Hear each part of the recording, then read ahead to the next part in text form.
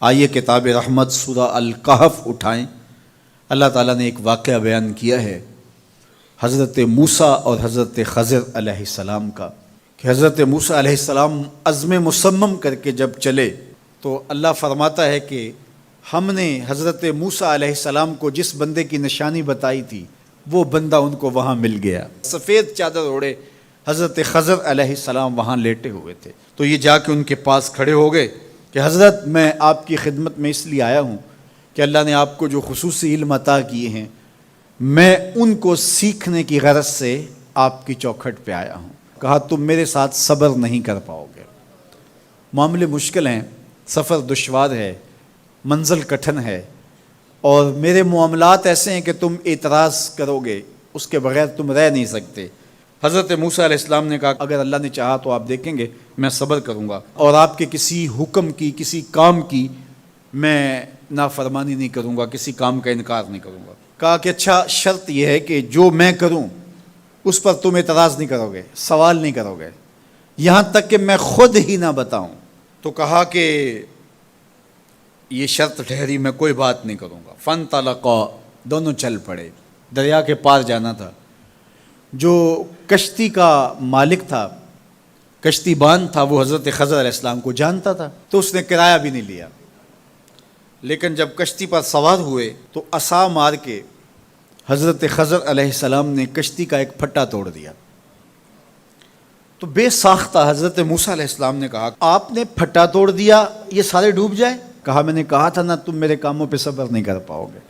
تو حضرت موسیٰ کو یاد آیا، کہا میں بھول گیا تھا، اس پر مواخذہ نہ کیجیے۔ پھر دونوں چل پڑے، بچے کھیل رہے تھے، ایک خوبصورت لڑکا وہ بھی بچوں میں کھیل رہا تھا۔ حضرت خضر آگے بڑھے اور اس کی گردن مروڑ دی، اس کو قتل کر دیا۔ صاحب شریعت تھے حضرت موسیٰ علیہ السلام، نہ رہ سکے، پھر بول پڑے ایک جان کو بغیر کسی جان کے بدلے میں قتل کر دیا، اس نے گوایا کیا تھا ہمارا؟ آپ نے بہت ہی جو ہے وہ غلط کام کیا، یہ کام اچھا نہیں کیا آپ نے۔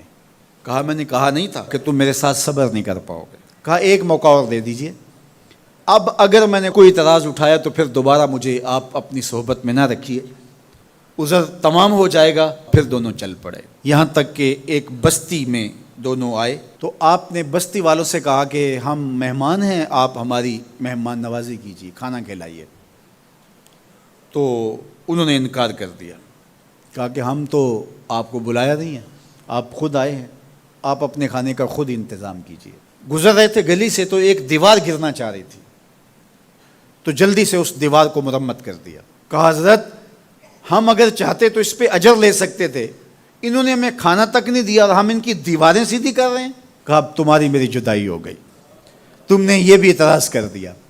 تو انہیں یاد آیا کہ وہ یہ بھی اعتراض ہو گیا، اب میں تمہیں بتاتا ہوں کہ یہ 3 کام میں نے کیوں کیے۔ اللہ اکبر۔ اب سنیے، قرآن ہمیں بتاتا ہے کہ ظاہری علم بھی ہوتا ہے لیکن کوئی باطنی علم بھی ہوتا ہے۔ کہا وہ پہلی بات کشتی والی سنو، یہ 2 مسکین بچوں کی کشتی تھی، ان کے گھر کا چولہا اس کی کمائی سے جلتا تھا۔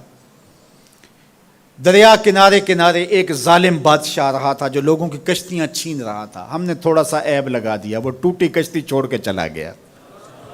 اب وہ تھوڑے سے پیسے لگا کے کشتی مرمت کرا لیں گے، گھر کا چولہا جلتا رہے گا، بتاؤ اچھا کیا یا برا کیا؟ کہا رہی بات اس بچے کی جس کو ہم نے قتل کیا، اس کے ماں باپ مومن تھے، نیک تھے، صالح تھے، بچے نے بڑا ہو کے بہت برا ہونا تھا، ہم نے اس کو قتل کر دیا، اللہ اس کے بدلے ان کو بہتر اولاد دے گا۔ علماء تفسیر نے لکھا ہے اس بچے کے بدلے میں اللہ نے ان والدین کو ایک بیٹی عطا کی جس کی نسل سے 70 نبی پیدا ہوئے۔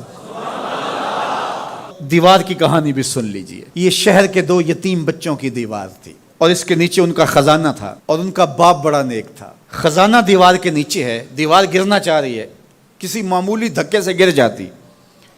2 ہی صورتیں تھیں، یا وہ بچے خود اپنا خزانہ اٹھا لیتے یا لوگ اٹھا کے لے جاتے۔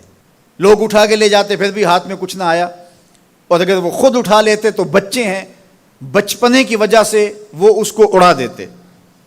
تو ہم نے اس کے اوپر دیوار کھڑی کر دی، جب تک وہ اس قابل نہیں ہو جاتے کہ یہ خزانہ نکال کے اس کو صحیح مصرف پہ لگا سکیں، اتنی دیر تک دیوار گرے گی نہیں۔